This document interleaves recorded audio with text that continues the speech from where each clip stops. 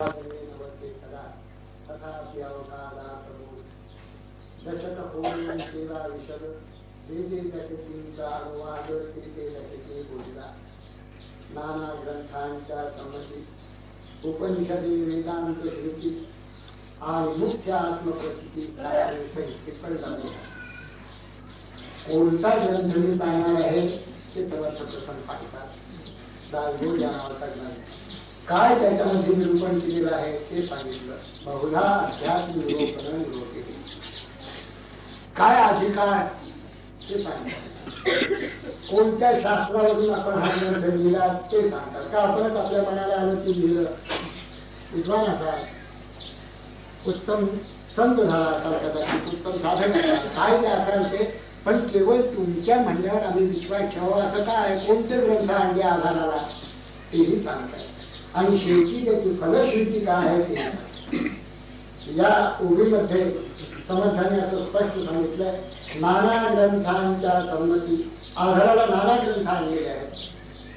उपनिषदे, वेदांत, श्रुती आणि मुख्य आत्मप्रचिती शास्त्रे सहित सर्व शास्त्र, 6 शास्त्र, गुरुप्रचिती आणि आत्मप्रचिती असं सर्वच्या सर्व मी आधी घेतलेलं आहे आणि मग हा ग्रंथ लिहिलेला आहे. प्रचिती विन जे बोलणे ते अवघेच कंटाळवा असं समजतो. त्याच्याविषयी वाईट पुढे म्हणतात. तोंड पसरून जैसे सुरे रडोनी गेले कुत्र जसं रडतं तसं रडणं हे आहे. प्रचिती शिवाय बोलणं नाही. प्रचिती ह्याचा अर्थ काय? शास्त्र सर्व सांगत असतात आपल्याला. हा परमार्थ मार्ग अत्यंत गुप्त आहे, गुप्त आहे. आपण गीतेतून नुसतं वरवर वाचन केलं तरी लक्षात येतं की ते गुह्यतमं प्रवक्ष्याम्यन सूर्यरे गुह्यात गुह्यतरं मया. असं गुह्य गुह्यतर गुह्यतम असं हे शास्त्र आहे. इथे ते ज्ञानमाख्यातं गुह्यात गुह्यतरं मया विमृश्चैतदशेषेण यथेच्छसि तथा तु. हे सगळं गीता जर बघितली तर आपल्याला असं लक्षात येतं की गुह्य ज्ञान आहे, गूढ ज्ञान आहे. परमार्थ मार्ग सूक्ष्म आहे, असं स्थूल नाहीये विषय तो. म्हणून शास्त्राचा आधार प्रथम घ्यायला. शास्त्रामध्ये ज्या ऋषीमुनींनी लिहिलेलं आहे ते त्यांच्या प्रचितीने, गुरुकृपेने आणि त्यांच्या गुरूंच्या मुखातून आलेलं ज्ञानच त्यांनी लिहिलेलं आहे. जसं कालिदास म्हणतात रघुवंश लिहिताना सुरुवातीला की काय माझं स्वतंत्र नाहीये. अथवा कृतवाद्वारे वंशेस्मिन् पूर्वसूरिभिः मनं वज्र समुच्चयने सूत्रस्य वास्तिने गती. कोणीही पूर्वीचा महान जरी लेखन झाला तरी केवळ मी सांगतो म्हणून तुम्ही ऐका असं कुठेही तो विधान करणार नाही. समर्थही तसं म्हणत, ज्ञानोबाही तसं म्हणत नाही. ज्ञानेश्वर महाराज म्हणतात माझ्या गुरूंचं काही नाही, मी काय, मी नुसतं यंत्र आहे. जसा मायक्रोफोन असतो तर मी कोणीच नाही. मी जसं सूत्रधार एखाद्या दोरीने ते बावल्या नाचवत असतो तसे मी बावली आहे, तो सूत्रधार पाठीमागे असं ते साई खल्याचे बावले हाले सूत्राचे चाले कैसा माते दावीत बोले. स्वामी तो माझा, माझा स्वामी मला नुसतं दाखवतो, पुढे बोलतो तो. समर्थ तसंच म्हणतात. समर्थ म्हणतात या सर्व शास्त्रांची संमती मी घेतलेली आहे. उपनिषद आहे, श्रुती आहे. कशा करता ही शास्त्र म्हणजे अध्यात्म शास्त्राचं सम्यक विवरण उपनिषद, भगवद्गीता, ब्रह्मसूत्र याच्यामध्ये येतं. यापेक्षा आणखी काय. आणि ब्रह्मसूत्र दुसरं काहीच नाही आपल्याला ठाऊक आहे. उपनिषदालाच विषय करून ब्रह्मसूत्र नसलेली आहे. म्हणजे उपनिषद आणि भगवद्गीता ही खरी. आणखी थोडक्यात ब्रह्मसूत्र. आता ते आर्ग्युमेंटेटिव्ह आहे त्यामुळे विस्तार झालाय त्याचा. थोडक्यात ब्रह्मसूत्र बसूनच उपासना करावी. हे सगळ्या उपनिषदामध्ये, भगवद्गीतेमध्ये ब्रह्मसूत्र तसं सांगतं. आसीन संभवा. अगदी थोडकं 1-2 शब्दामध्ये सर्व विषय तो अशी ब्रह्मसूत्र भाष्य म्हणतात. ह्या 3 ज्याला प्रस्थान त्रयी असं म्हणतात त्याचा आधार घेऊन बाकीच्या साऱ्या पूर्या संतांनी ग्रंथरचना केली. समर्थ तसंच म्हणतात. नाना ग्रंथांच्या संमती उपनिषदे वेदांत श्रुती आणि मुख्य आत्मप्रचिती. कारण हे वेदांत झालं काय, श्रुती झाली काय, श्रुती न्याय मीमांसके तर्कशास्त्रे, स्मृती वेद वेदांत वाक्य विचित्रे, स्वये शेष मौनावला स्थिर पाहे, मना सर्व जाणीव सांगून. हे असं काही चमत्कारिक आहे की किती वाचावं तितकं थोडंच आहे. 6 शास्त्र पुन्हा ती एकमेकांची अगदी एक वाक्य तिने बोलतील असंही नाहीये. काही परस्पर विरोधी विधाने करतात. कोणी 3 प्रमाणे, कोणी 4 प्रमाणे, कोणी 6 प्रमाणे, असे प्रमाणेही भिन्न भिन्न मानतात. असं त्यांच्यामध्ये एकमेकांच्या मध्ये हा गोंधळ आहे. म्हणून समर्थ असं म्हणतात की हा गोंधळ त्यांच्यामध्ये आहे. श्रुती भांडती शास्त्रबोधे विरोधे, गती खुंटती ज्ञानबोधे प्रबोधे. पण प्रबोध झाला एकदा कि मग हे सगळं संपतं. आणि नेमकं काय सांगायचं आहे श्रुतीला, म्हणून सर्व शास्त्र श्रुती स्मृती सहित साही शास्त्रे जे आहेत त्या 6 शास्त्रांचा मी अभ्यास केला. पण एवढ्यानेच मी थांबलो नाही. सद्गुरु कृपेने मला बोध झाला आणि इत्यादी मी थांबलो नाही. मी आत्मप्रचिती स्वप्रचिती घेतली. असं प्रचिती घेतल्यानंतर हे नाना ग्रंथांच्या संबंधित उपनिषदे वेदांत श्रुती आणि मुख्य आत्मप्रचिती शास्त्रे नाना संमती अन्वय. म्हणून मी मिथ्या म्हणता नाही. तुम्हाला हे सगळं लिहिलेलं मिथ्या आहे. काहीतरी समर्थांनी लिहिलं, त्यांना कळलं नाही बरोबर असं जर तुम्ही म्हणायला लागलात तर मी नाना ग्रंथांचा आधार या माझ्या लिहिण्याला घेतलेला आहे. ते कोणते ग्रंथ आहेत तुम्हाला सांगतो. तथापि हे अनुभवाची प्रत्यक्ष असतात आणि मी जे सांगतोय त्याचा अनुभव घेऊन बघा.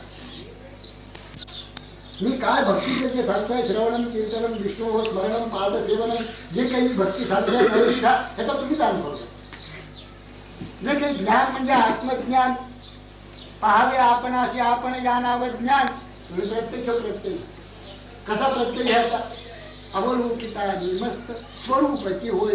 रोज बसायचं ध्यानात. रोज ध्यानाला जर बसलं कोणी तर सहजच होऊन जात. समर्थांचं म्हणणं विशेष विवेक आणि वैराग्य ह्या 2 गोष्टी आपोआप होऊन जातात. साधना विवेक आणि वैराग्य ह्याची जोड असल्याशिवाय साधना संभवत नाही. म्हणून विवेक वैराग्यासहित तुम्ही सोहमची साधना करा, नामस्मरणाची करा, चिंतनाची मननाची करा. समर्थांनी ते इतकं सांगितलंय, श्रवण मनन निधिध्यास, प्रचितीने बाणता विश्वास, रोकडा साक्षात्कार, सायास करणीचे नव्हे. आणखी सायास करायच नको. श्रवण त्याचं मनन आणि मग निधिध्यास याचा अर्थ चिंतन ध्यान. तुम्ही स्वतःच मोकळे होऊन जा ह्याची प्रचिती घ्या. हे अनुभवाची प्रत्यक्ष आता. मच्छरी याची इच्छा म्हणती. आता लोक असतातच ते समर्थाने सोडत नाही, ज्ञानोबाने सोडत नाही, आणखी कोणाला सोडत नाही. तुम्हाला तुम्हीच सोडणार काहीतरी बोलतात झालं असं म्हणते. पण हा केवळ मच्छर आहे असं समर्थांचं म्हणणं. कोणताही ग्रंथ एखाद्या व्यक्तीने जर तो लिहिला असेल, तो म्हणत असेल मी हा ग्रंथ लिहिला तर गोष्टी तो का होण्याचा संभव आहे. परंतु नाना सगळीच्या सगळी शास्त्र गुरुप्रचितीने आत्मप्रचिती घेऊन जो ग्रंथ लिहिलेला आहे त्याच्यामध्ये चूक असणार नाही. मला असं काही कुठे आढळत नाही. तुम्ही अनेक वेळा हा ग्रंथ वाचला असेल, ज्ञानेश्वरी वाचली आहे, भागवत वाचलाय, भगवद्गीता पाहतोय, पण ही बघ तात्विक चूक आहे. व्याकरण डिस्टर्बिंग चूक आहे. एखादी भगवद्गीतेमध्ये कशा चुका आहेत ते मला दाखवलं. व्याकरणात हे त्याच्यावर मला एक गोष्ट आठवली. पंतोजी होते ते नोकरी झाली, ते आणखी खेडेगावात कुठे. आता त्यांचं ते पेन्शन कधी येईल, 6 महिने 8 महिने झाले पेन्शन नाही, वर्ष झालं. तेव्हा हैराण झाली, त्यांची मंडळी जास्त हैराण गेली. ते हैराण झालेच होते कारण पेन्शनच नाही, काय करणार. इतक्यात आला व्हायचा टपालवाला की पेन्शन दिला काढायचं. लिहिलं होतं की इतके दिवसाचं पेन्शन आहे ते इतके रुपये आज 500-700 रुपये काय असेल पण तो काय जातात घेतला बायकोला म्हणायचं तांबडी पेन्सिल घेऊन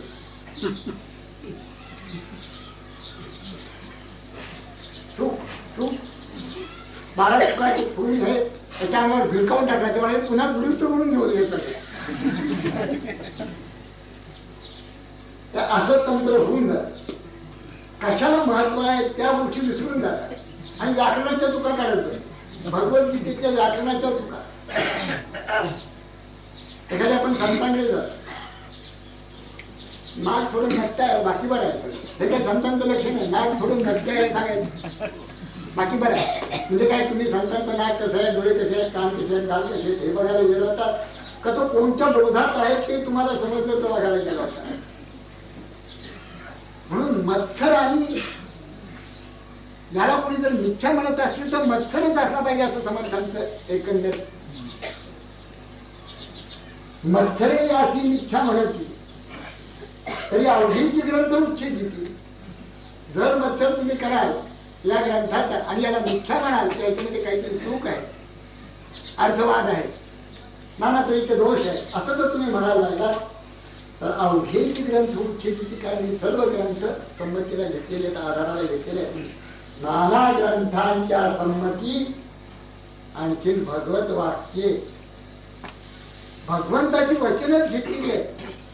गीतेची वचनच घेतली. भगवंत सर्वेश्वर प्रत्यक्ष बोललेत ना सर्वेश्वर प्रत्यक्ष बोललेला ऐसे हे अगाध जेथ वेणावती वेद ते अल्पमी मतिमंत काय होय असं ज्ञानदेव म्हणतात. प्रत्यक्ष भगवंताची वचनच घेतलेली आहे भगवत वचनच घेते नाही ना मी खिंडांची शास्त्र आहे नाही ना तहची पावक आहे वचनच घेते तसंच्या तसं. शिवगीता कोणते कोणते ग्रंथ घेतले आपले काही घेतले त्या माहिती पाहिजे पण बोला नका. आपले ग्रंथ जर घेतले असते संमतीला तर मग मिथ्याच म्हणायला लागलं असतं कारण हे कुठून आले ग्रंथ. पंडितांच्या पुढे काही लटपट चालत नाही. शिवगीता रामगीता गुरुगीता गर्भगीता उत्तर गीता अवधूत गीता गणेश गीता यमगीता उपनिषदे भागवत इत्यादिक नाना ग्रंथ संमती बोलिले येथ भगवत वाक्य यथार्थ निश्चयसी. खात्रीपूर्वक लक्षात ठेवा की भगवत वाक्यच आहेत बाकी दुसरं आणखी काही माझं स्वतंत्र असं काहीही इथे नाही सगळं तेच आहे. माझं काय जर असेल तर जी काही भगवत वचन आहेत त्याची अनुभूती मी घेतलेली आहे. आत्म्याला कोणी मारू शकत नाही कोणी जाळू शकत नाही पाण्याने तू भिजत नाही माझा तो अनुभव असं समजलं नाही. अनुभूती माझी आहे भगवत वचन भगवंतांचीच आहे दुसरं आणखी काही याच्यामध्ये घेतलं माझं वाक्य ठोकून गेलेलं नाही. ही सगळी कोणाची वचने कसं ते म्हणतात कृपा केली दाशरथी समर्थ कृपेची वचने तो हा दास बोल.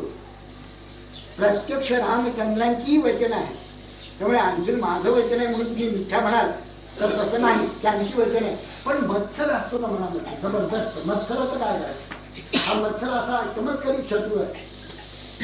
एक कवी दुसऱ्या कवीचा मत्सर करतो एक लेखक दुसऱ्या लेखकाचा मत्सर करतो एक प्रवचनकार दुसऱ्या प्रवचनकाराचा मत्सर करतो एक कीर्तनकार दुसऱ्या कीर्तनकाराचा मत्सर करतो एक व्यापारी दुसऱ्या व्यापाऱ्याचा मत्सर करतो आणि भाऊ भावाचाही करतो. मी कामपूर्वक समजू शकतो आपल्या रक्तातच आहे पण मत्सर मी समजू शकत नाही. मत्सराने कोणता फायदा आहे काहीच कारण नाही. त्याचं भलं झालं यामुळे माझ्या पोटात गोळा उठणं हे काय हे काही रक्तात नाहीये ही बाहेरनं मिळवलेली कमाई आहे. मत्सर लोभ मोह हे बाहेरनं आलेले आहे ही मंडळी अशी नाहीये. कामक्रोध रक्तात आहेत आपल्या आपण म्हणू शकतो की माझ्या रक्तातच आहे माझं रक्त की उपिष्ट आहे आता त्याला काय करणार दूरवास नव्हते का असं म्हणणे आपल्याला पंक्तीला बसवत आहे सगळ्या तऱ्हेचे ऋषी होऊन गेले काळजी करण्याचं कारण. पण मत्सरी काय केलं शेजाऱ्याच्या मुलीचं लग्न झालं मला मुलगी नाही मला मुलगी आहे तिथं झालं नाही, असलं नाहीये, मला मुलगी नाही आहे. शेजारची मुलगी वाढली होती चांगली, 30 वर्षाची 28 वर्षाची, तिचं लग्न झालं. आता काय मला वाईट वाटण्याचं काही कारण आहे? पण उगाचच वाईट वाटत. हा मत्सर समाजधानी ग्रंथ लिहिला, बघूया. तुकोबांचं नाही का फिरकून म्हणून सांगितलं, कुंभटा आणि मत्सराशिवाय दुसरं काय? वेदांचा तो अर्थ आम्हाच ठावा असं म्हटल्याबरोबर रामेश्वर भट्टांना इतकं काय झालं, आग नुसती अंगाची फिरकून देते ग्रंथ. तुला अधिकारच नाही. मत्सराखेरीज काहीच नाही. काही काहीला काय कमी होतं? रामचंद्र प्रत्यक्ष लीला चरित्र आपले करत होते, ज्यांचं नाम आपण घेतो ते प्रभू. बरं, कैकेयीला कुठल्याही प्रकारची कमतरता नव्हती, काकणभर जास्तच होतं सगळं काही. असं असताना दशरथाचं प्रेमी होत, असं असताना देखील कशामुळे सगळं वनवास आणि रामायण घडलं? केवळ मत्सर. तेव्हा एखादा ग्रंथ, एखाद्याने, आज आपण त्याला संत म्हणतो, समर्थ हे संत होते. ज्यावेळेला संत प्रत्यक्ष कार्य करत असतात त्यावेळेला ते संत म्हणून समजले जात नाही, आपल्यासारखेच आहे. संतांना संत समजणारी मंडळी अत्यंत हाताच्या बोटावर मोडणे इच्छित असतात. त्यावेळेला कोणी संत घ्या. स्वरूपानंद 1934 पासून 1974 पर्यंत पावस या गावी होते. 1934 ते 1968 इथपर्यंत त्यांना त्यांच्याकडे येणारी मंडळी एखाद दुसरी दिवसाकाठी. 68 पर्यंत 34 वर्ष तयार झाल्यानंतर अनुग्रह 1918 पूर्ण झाले. 1932-34 साली पुढे ते आजारी पडले, तिथेच राहिले. तिथे राहिल्यानंतर पुढे 34 वर्ष त्यांना ओळखणारं कोणी तिथे नव्हतं. आणि जर विचारलं, हे गेले होते, हे समोर 1972-71 ची गोष्ट सांगते. तिथे त्याच्या एसटी स्टॉपच्या तिथे पूर्णमध्ये स्वरूपानंद कुठे राहतात हे प्रथम गेले. आमच्याकडनं ऐकून गेले. विचार की स्वरूपानंद कुठे राहतात? कोण स्वरूपानंद? म्हणजे ह्या पुलाच्या पलीकडे ते अलीकडे पावस गावाची व्यक्ती. कोण स्वरूप? हा, म्हणजे ते आपले गुरुवले म्हणता का? हा, मग ते तिथे त्या देसाईंच्या त्या पलीकडे काय तसं काहीच नाही. म्हणजे वांग्याची भाजी म्हणता का त्या गाडीवर भेटली. कोण ओळखतात? 5 माणसं देखील पावस गावाची अशी नव्हती की ती महाराजांना ओळखत. 5 माणसं देखील. आणि गोंधळलेली हीच परिस्थिती. आणि साई महाराज जेव्हा शिर्डीला होते तेव्हा हीच परिस्थिती. काही त्याची नाही. आता लाखांनी लोक जात नाही. माझी त्याची कल्पना झाली नाही. मामा विनोदानी म्हणाले, म्हणजे मामा काय एखाद दुसरं मनुष्य इथे, तर खरं म्हणजे पुण्यातली निदान 100-50 मंडळी रोज यायला इथे काय हरकत? अगदी शेवटी म्हणजे जायचं तर ते म्हणाले, असं आहे, जोपर्यंत मी काही बोलू शकतो तोपर्यंत कोणी येणार. निश्चित कळलं पाहिजे त्याला की हे गेले, मग 5 लोक येतात. हा रोग आहे आपल्याला. मत्सर हा रोग आहे. आपल्यापेक्षा कोणी मोठा आहे.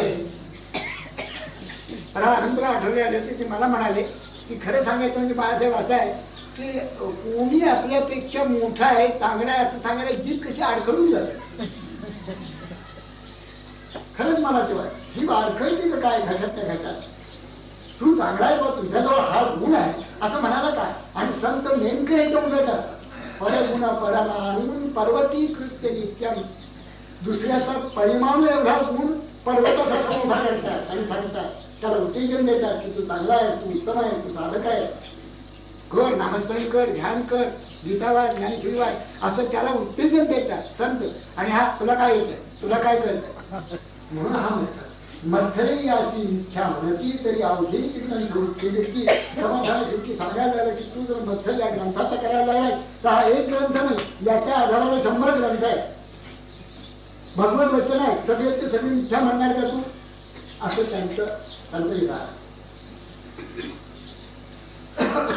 इत्यादी नाना ग्रंथ संमती सबोधिले येत भगवत वाक्य यथार्थ निश्चय भगवत वचनी अविश्वास है ऐसा पूर्ण पतित असे. त्यांनी त्या ठिकाणी म्हटलंय मत्थरमंताची भूमी लागूच नाही.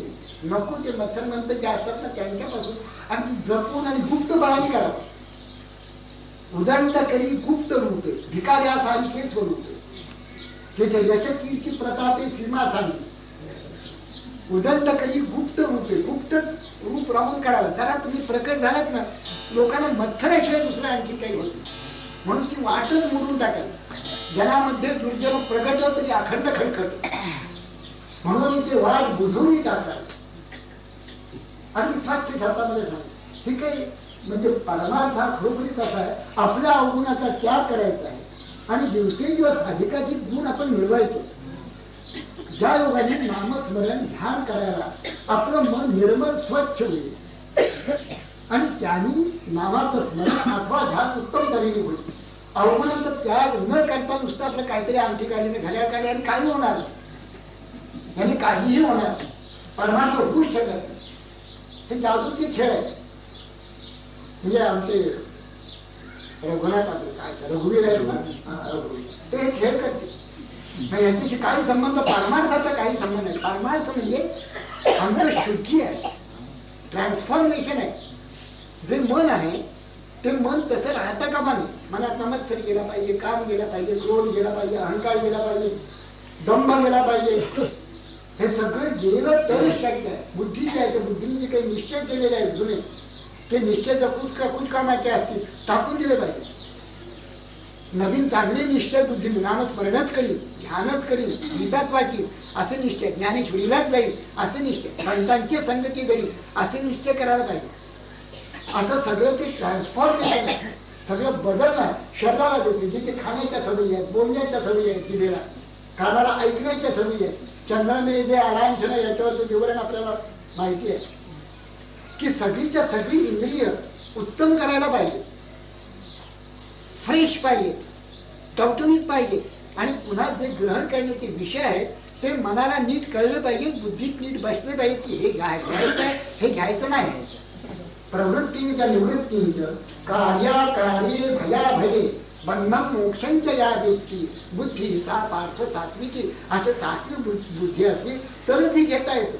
नेमकं काय घ्यायचं प्रवृत्ती कशामध्ये आणि निवृत्ती कशापासून हे कळलं पाहिजे. नाही तर भलत्याच गोष्टीपासून आपण निवृत्त होतो आणि भलत्याच गोष्टीच्या ठिकाणी प्रवृत्त होतो. भलत्याच गोष्टीची आपल्याला भीती वाटते आणि नसेल त्या गोष्टीच्या तिथे मात्र आपण आधी अभयम. हे काही नुसते जादू करून किंवा एकदा गोंधळेकर महाराजांचे असे सांगतात. त्यांच्याकडे एक विद्वान पंडित एक गेला त्यांनी विचारलं महाराज तुम्ही एवढे सिद्ध पुरुष आहात आणि चमत्कार वगैरे का करून दाखवत नाही. चमत्काराने काय होईल त्याचा विधानच होते ना. महाराजांना त्यांनी पटवून दिलं चमत्काराने काय होईल तुमच्या चमत्कारामुळे बरेच लोक तुमच्याकडे अट्रॅक्ट होते आणि मग तुम्ही त्याला परमार्थाला लावा म्हणजे झालं. किती सोपं आहे आर्ग्युमेंट बरोबर आहे की ह्याच्यात काही चूक आहे का. आता पुष्कळ संत असं करतात ते चमत्कार करतात हजारो लोक त्यांच्याकडे येतात आणि मग कोणाला साखळी कोणाला अंगठी त्यांची दारू तशी त्याच्यापासून तू दारू सोड असं ते सांगत नाहीये. ती सांगेल मी त्याच्या असं काहीतरी करायचं ठरवलं काय मी हजारो लोक माझे फक्त परमार्थ होणार नाही. त्यांनी सांगितलं हे पहा संत असा चमत्कार करत आणि असे चमत्कार जर कोणी करत असतील तर ते टिकाऊ स्वरूपाचे राहणार नाही. तुम्ही म्हणता त्याप्रमाणे ते लोक जरी अट्रॅक्ट झाले तरी ते काही सांसारिक गोष्टीने अट्रॅक्ट होतील. ते परमार्थ कधीच करणार नाही त्याच्यामध्येच राहतील कायम अखंड. मग काय करायला पाहिजे काही नाही. जे कोणी येणारी मंडळी आहे त्यांच्या बुद्धीत पालट कसा जाईल तो मनुष्य बदलेल कसा आणि खरा परमार्थी तो स्वतः कसा होईल हे पाहणं आणि असे संत करत असतात. हाच त्यांचा मोठा चमत्कार. परमार्थ म्हणजे काही चमत्कार परमार्थ म्हणजे काही जादू आहे. जादूत मक्रिता अशी आहे की जे कोणी येतात ते बदलतात. जे संतांच्या संगतीमध्ये येतील ते पूर्वी ते राहत नाही हे निश्चित. ही जादू म्हटली तर माणसं घडवतात संत त्यांचा पाया जो आहे, मनुष्यात मात्राचा जो पाया आहे, तो पाया मजबूत करतात. मग तो कोणतंही काम जरी त्यांनी केलं, तो राजकारणात असो, समाजकारणात असो, शिक्षण क्षेत्रात असो किंवा व्यापाराच्या क्षेत्रात असो, काही असो, तो मंत्री असो नाही तर संत्री असो, पण मग तो वेडवाकडे काही करणार नाही, असा भक्कम पायावर त्याची जीवनाची इमारत उभी करतात. हे संतांचं काम. वाढविले प्रेम भक्ती भाव धर्म कुळाचार नाम विठोबाचे, हे संतांचं काम. ते गिरण्या काढत नाही, पण जे मग गिरण्या काढतील ते मग प्रेमाने सगळं होईल. व्यवहार नीतीने सगळा व्यवहार होईल, न्यायाने सगळा व्यवहार होईल, द्वेषाने मत्सराने होणार नाही. सगळे जे शास्त्र ग्रंथ आहेत आणि त्याच्यावरून घेतलेले संतांनी लिहिलेले जे ग्रंथ आहेत, त्या सगळ्यांचा अभिप्राय एवढाच आहे. भगवत वचनी अविश्वास आहे असा कोण पतित असे, मी भगवत वचनच केलेली आहे त्याच्यावरच अविश्वास जर ठेवत असेल कोणी, तर समर्थ म्हणतात असा कोण पतित मनुष्य आहे की ज्याचा भगवंताच्या शब्दावरच कोणी विश्वास नाही. त्याच्या ठिकाणी ते म्हणतात योगी अमान्य केला शब्द भगवंताचा म्हणून दुःखे भोगत. भगवंतांनी सांगितलेलं कोणी ऐकत नाही. भगवंतांनी सांगितलं बसा ध्यानाला, नाही, लोकांनी अमान्य केलं. भगवंतांनी सांगितलं निष्काम कर्म करा, तेच करत नाही, त्यामुळे दुःख भोगली. भगवंतांनी सांगितलं अनन्य भक्ती करा, कोणी ऐकत नाही, म्हणून दुःख भोगतात, असं समर्थाचं म्हणणं आहे. म्हणून दुःख भोगली. इथे म्हणतात भगवत वचनी अविश्वास आहे असा कोण पतित असे, आणि असा कोणी नसल्यामुळे भगवत वाक्या विरहित नसे मुरणी येते. भगवंताची वाक्य तिथे प्रमाण धरलेली असल्यामुळे त्याच्या विरहित असं काहीही लिहिलेलं नाही. पूर्ण ग्रंथ पाहिल्या विना उगाच ठेवी जो दूषण आहे. आता ही कशी मंडळी असली पाहिजे त्या काळात देखील मला माहिती आहे की त्यांच्या विरुद्ध तक्रारी शिवाजी महाराजांकडे पोचवणारी मंडळी त्यावेळेला होती. त्यांची सगळी लबाडी आहेत आणि हे बुवा आहेत असं म्हणणारी माणसं त्यावेळी देखील होती. खुद्द शिवाजी महाराजांच्या कानापर्यंत नाही, त्यांच्या शिष्यवर्याच्या कानापर्यंत या कागाळ्या करणारी मंडळी होती. कोणी संत ह्याच्यात न सुटला असं मला दिसत. पूर्ण ग्रंथ पाहिल्या उगाच ठेवी जो दूषण आहे. कशावर म्हटलं माहितीये का, समर्थांच्या ग्रंथामध्ये काही बोध जो आहे या ग्रंथामध्ये तो अगदी सामान्य माणसांसाठी असल्यामुळे जी मोठी मोठी मंडळी येत असत ते स्वतःला समजतात. त्या मंडळीला असं वाटतं हा काय ब्राह्मण मंडळ्या मिळावा, संत मंडळ्या शोधाव्या, काय आधी प्रपंच करावा नीट का, मग पहावे पण मग कधी उजाडणार, असं त्यांना उगाच भीती वाटते. कोणता उपदेश मुख्य आहे आणि कोणता उपदेश गौण आहे, प्रत्येक ग्रंथात ते असते. गौणत्वाने काय घ्यायचं, मुख्य काय आहे त्याच्यामध्ये, मुख्य दुसरं काही नसून आत्मदर्शन सोहम बोध हेच मुख्य आहे. विवेक आणि वैराग्यासहित हे करावं असं समर्थांचं म्हणणं आहे. संबंध ग्रंथामध्ये दुसरं काहीही सांगितलेलं मुख्यत्व आणि गौणत्वाने जसे प्रश्न विचारलेले आहेत. ब्रह्मांडाची उभारी कशी व्हायची सांगितलं, समाज त्याची संवाणी कशी व्हायची सांगितलं. आपली जी काही मतं होती ती सांगितली शास्त्राला धरून. आम्हाला हे विश्व दिसतच का सांगितलं, शास्त्राला धरून सांगितलं. आम्ही आता संसारात बुडवलं, आता काय करावं सांगितलं, शास्त्राला धरून सांगितलं. मुख्य गोष्ट जी आहे त्या आत्मदर्शनाला काय करावं, सगळ्या संतांच्या ग्रंथांचा इत्यर्थ जर काढला तर हाच आहे की प्रत्येक जीवाला आत्मदर्शन करून घेण्याचा हक्क आहे. प्रत्येक जीवाचा तो हक्क आहे. जीव हा मुळातच ब्रह्म असल्यामुळे तो हक्क त्याचा कोणी हिरावून घेऊ नये असं साऱ्यांचं म्हणणं. आणि का न करावं हे बुडतायत लोक असं त्यांना कळवं. पूर्ण ग्रंथ पाहिजे त्यातल्या खरं गौणत्वाने वाक्य उच्चारायचं. उदाहरणार्थ सांगतो तुम्हाला गौणत्वाने. त्याने एके ठिकाणी म्हटलं धन्य भीम गोदांगुळा कोडवड्यांच्या उदंड माळा दही वडे खाता सगळा समाधान होती उभी. आता खरंच का त्यांना दही वडे खाऊन समाधान तुम्हाला मिळावं अशी इच्छा आहे समजता. गौण आहे त्या गोष्टी. नाना तऱ्हेचे तीर्थांच्या महिमा सांगत असताना ती उभी आले. एके ठिकाणी वडे खावे म्हणून आले. मी काय वडेच खात बसायचं असं समर्थांचं म्हणजे मी वडे खातो, समर्थांनीच गेलेलं आहे ग्रंथामध्ये, असं का म्हणायचं. मुख्य गोष्ट आहे सोहम आत्मा स्वानंद घन अजन्मा तो तूची जाण हेच साधूचे वचन सदृढ झाले. आपला आपणाशी लाभ हे ज्ञान परम दुर्लभ.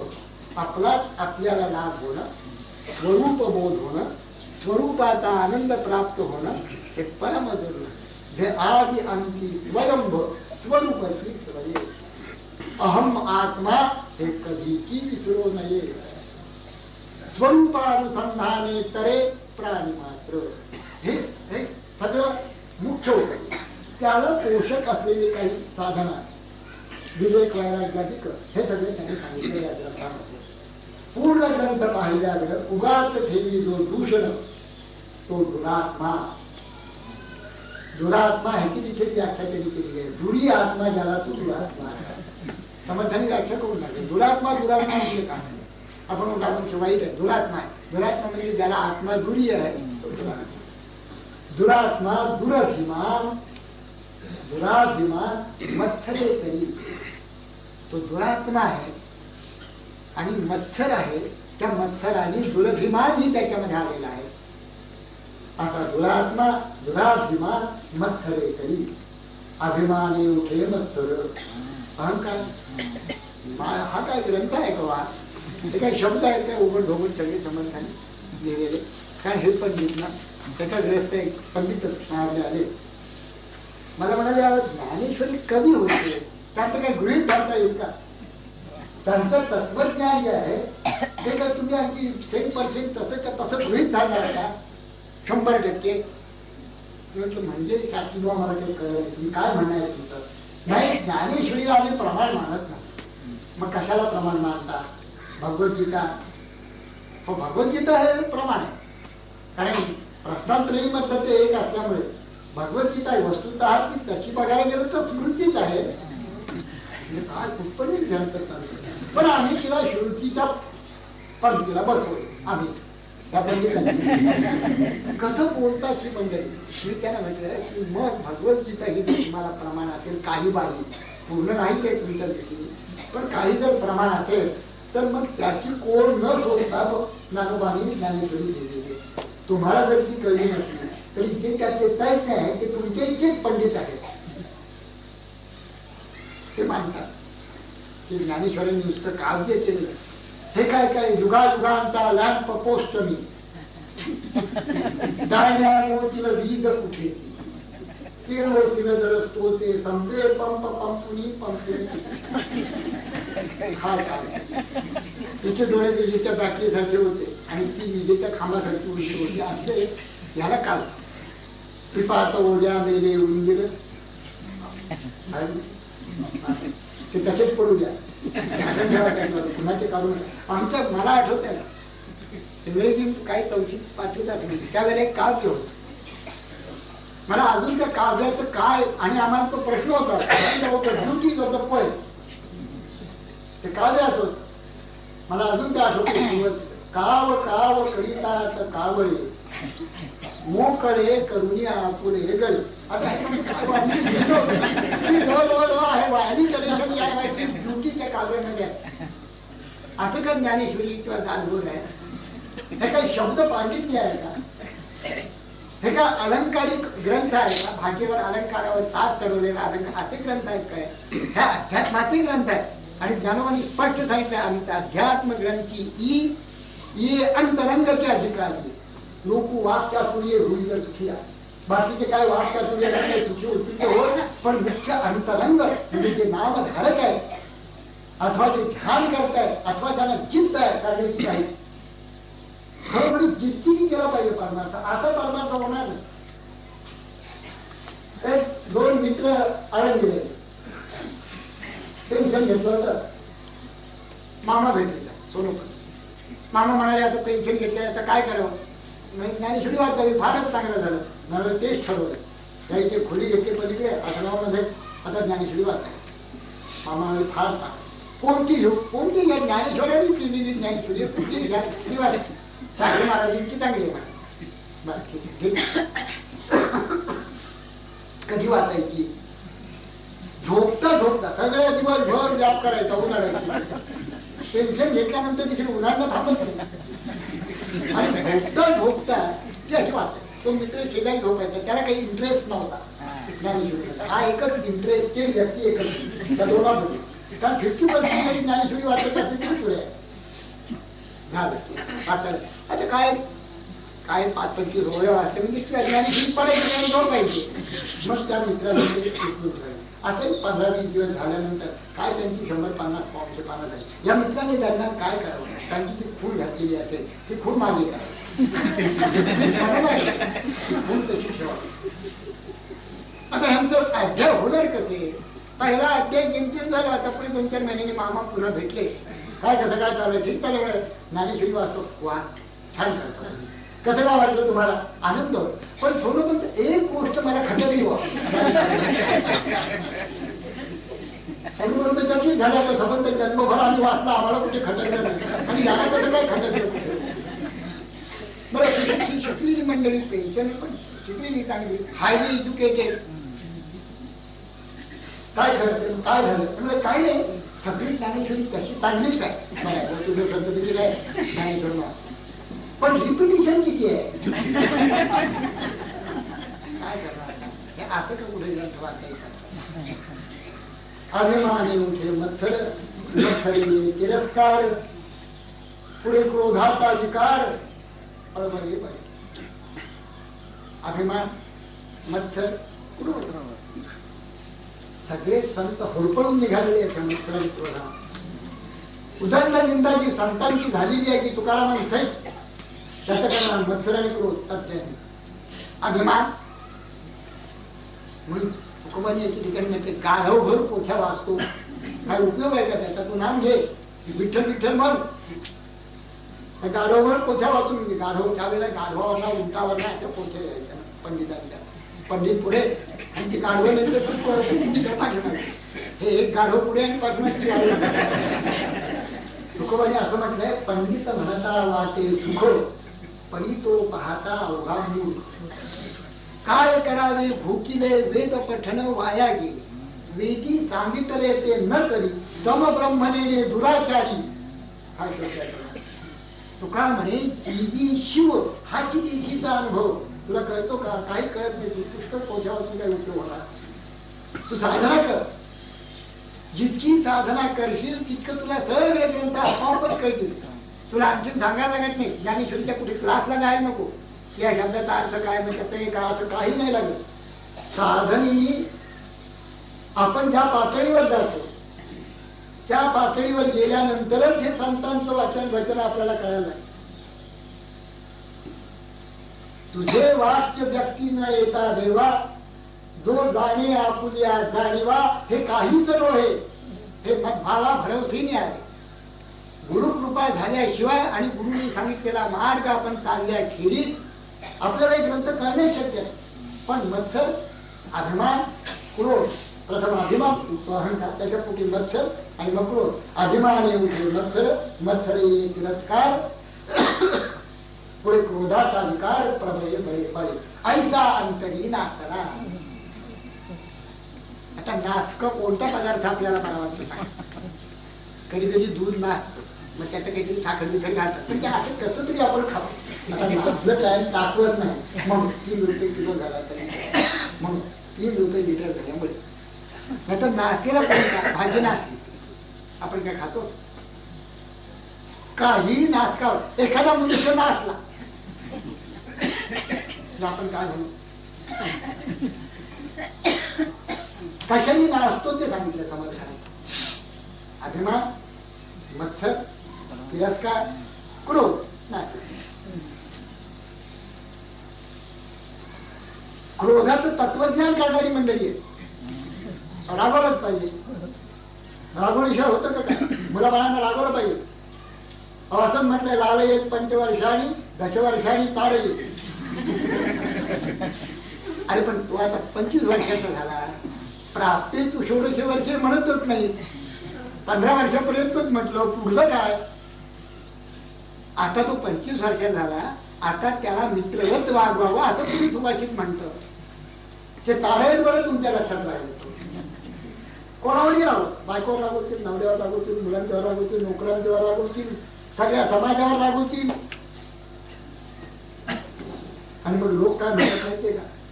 रागीत आहे, कोपिष्ट आहे, नाचलेला आहे. ऐसा अंतरी नासला, काम क्रोध हे खवळाला. कामना देखील किती कराव्या आणि कोणत्या कराव्या ह्या मर्यादा आहेत. काम आणि क्रोध खवळता कामा नये.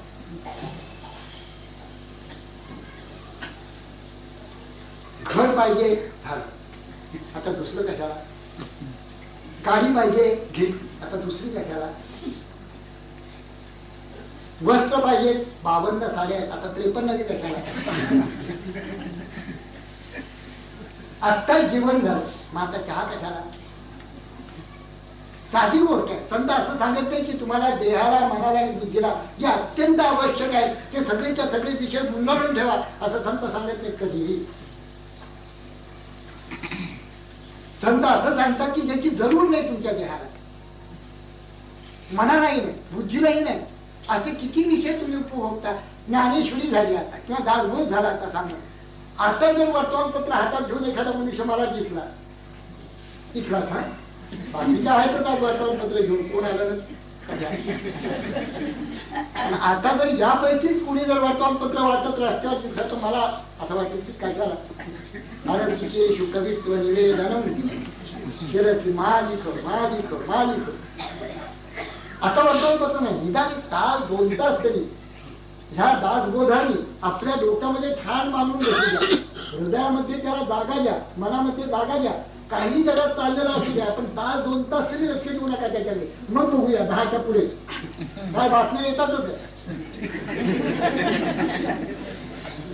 पण कुठेतरी ज्ञानेश्वरी एकदा गंमत असेल, सोनपंतांना सांगतो, त्यांच्या भगिनीकडे ते राहत असत. भगिनीवर लक्ष्मी रोडला तिथे एका प्रवचनाला मी गेलो. 22 मंडळी आम्ही होतो. महाराजांचं प्रवचन सोमवार होता त्या दिवशी संध्याकाळच्या वेळेला. एवं प्रवर्तितम चक्रम या श्लोकावर त्यांचं प्रवचन नेहमीप्रमाणे त्यांचं चांगलं त्यांचं प्रवचनाची एक पद्धत होती, त्या पद्धतीप्रमाणे उत्कृष्ट प्रवचन झालं. एवढं झाल्यानंतर आम्ही 20 माणसं, मी पाठीमागे उतरत होतो. जिना त्यांच्या ते माडीवर राहतात, तिथला जिना होता, ते जिन्यावर उतरत. पेन्शन काय बोलते, बबलीचं अजून लग्न ठरत नाही तिथे जिन्यातच. मी असं सुंदर होऊन गेलो की कशाला मामा सांगताय तरी कशाला लग्न बरोबर. त्यांना जर बबलीचे लग्न घ्यायचं द्या लग्न, मग येऊ द्यायचे. किती विषय आपल्या अंतरंगात बसून राहिलेले आहेत आपण लक्षात. किती किती कामाना बसून राहिले की ज्ञानेश्वरी असो, दासबोध असो, भगवद्गीता असो, उपनिषद असो, त्यांचं वस्त्रगान पूर्ण करून जरी ह्याला पाळलं तर हे दुसरं काहीही बघत नाही. ते लग्न काय अरे सगळ्यांची झाली तशीच होती, तू का काळजी करतो. सगळे लोक राहतात तसं तूही राहते. काय तुझी कपॅसिटी असेल, बुद्धी असेल, युक्ती असेल, तुला जी काय बुद्धी भगवंतांनी दिली, तू आता नॉन मॅट्रिक एक्सपायर आहेस, तुला किती काय काय तालच मिळणार आहे. मग कोणीतरी असं तुझ्या वडिलांचा किंवा आजोबांचा तरी पाहिजे तर मिळेल, नाही तर नाही मिळणार. तुझी कर्तव्य कधीच काही नाही. तुला जर SSC होता आलं नाही सध्याची